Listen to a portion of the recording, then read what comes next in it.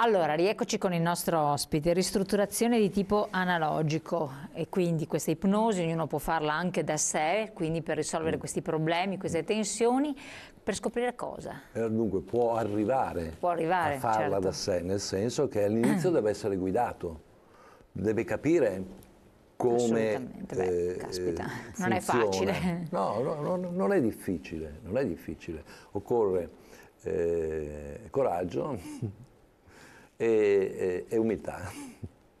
Perché se tu pensi di poter riuscire a risolvere i tuoi problemi attraverso la logica, stai commettendo un errore. Ecco, ma può sconvolgere quello che uno può scoprire di sé? Quindi che cosa si può scoprire? Soprattutto magari chi ha tanta paura anche di questo. La conoscenza non può far paura. È il non sapere che fa paura, il non conoscere che fa paura. Ma la conoscenza non può fare paura, non fa paura. E io dico sempre, anche durante i corsi, fatevi un giro di giostra, cosa intendo dire questo? Provate a fare un incontro ravvicinato del terzo tipo con la vostra parte emotiva, per capire cosa, di che pasta sei fatto. Quindi capire se, abbiamo visto ci sono le varie tessere di un mosaico, io sono un mosaico formato da alcune tessere, perché ad esempio per capire quali sono le paure che ti possono condizionare più di altre. Faccio un esempio, tutti abbiamo paura di rimanere soli e quindi di perdere l'affetto, la stima e la considerazione di persone care.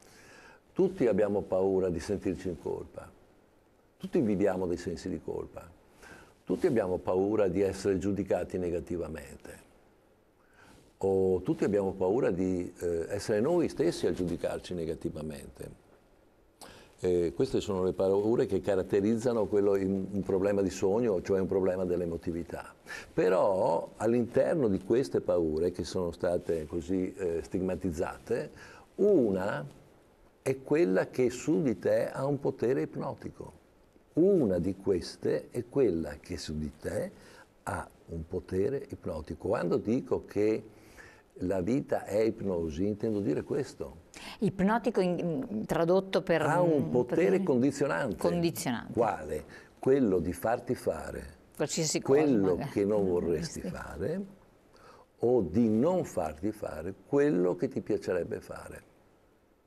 Perché se io ho paura di essere giudicato negativamente da il personaggio di turno, ad esempio in quel momento della mia vita, allora se questa è la mia paura ipnotica, quella che mi ipnotizza, certo, quella che mi condiziona, quello che ha potere su di me, gestionale, allora io rinuncio a fare quello che mi piacerebbe fare, oppure posso decidere di fare quello che non mi piacerebbe fare, quindi un eccessivo senso dell'obbligo e del dovere. Se questa modalità, il problema è quando questa modalità diventa un'abitudine, il tuo comportamento è continuamente condizionato da questo elemento ipnotico.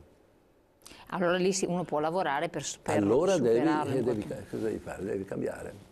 Però per cambiare come fai? No, non puoi deciderlo razionalmente.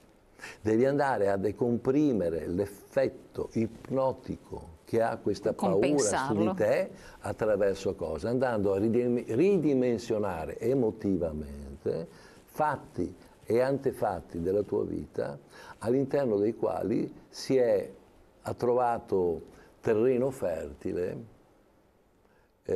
questa paura che come una pianticella tu hai sapientemente coltivato. E quindi naturalmente quello è il tuo punto di vista soggettivo. Sono fatto così, sono fatta così, è più forte di me. O poi ti dai anche delle ottime giustificazioni quindi logiche. si può cambiare se lo si vuole, a qualsiasi età. Non c'è limite di età. Siccome siamo masse energetiche, è chiaro che l'energia tende nell'arco della vita a scemare, ma non c'è limite di età. Tu puoi decidere di modificare qualche cosa di te che non ti sta bene in qualunque momento. Il problema è come. Infatti, sì. Per carità, le strade sono molte. Quella che propongo io è questa, che secondo mia esperienza è assolutamente efficace. Non è miracolistica. Non è miracolistica. Cioè implica una volontà, un impegno, un'applicazione, insomma, sostanzialmente. Sì, indica volontà, impegno, applicazione, coraggio, umiltà. E la via non è né semplice, né breve, né facile, ma però è molto più breve rispetto a che cosa? A modalità le quali implicano l'utilizzo della parola esclusivamente, il dialogo. Esatto, quindi le classiche sedute con che persone... Anche perché il guaritore, chiamiamolo così, sì, anche se dico sempre che non è una malattia, il guaritore non è il tecnico, il guaritore sei tu. Quindi uno da solo si trova soluzione ai propri problemi. Guidato, assolutamente fondamentale. Dopo nella vita potrà entrare in rapporto quando vuole, quando lo ritiene utile per sé, con la sua parte emotiva e chiedere. E questo è il fascino di questa disciplina. Assolutamente. Professor Sallusti, grazie di averci illustrato questi capitoli interessantissimi. A voi naturalmente lascio le riflessioni e le considerazioni.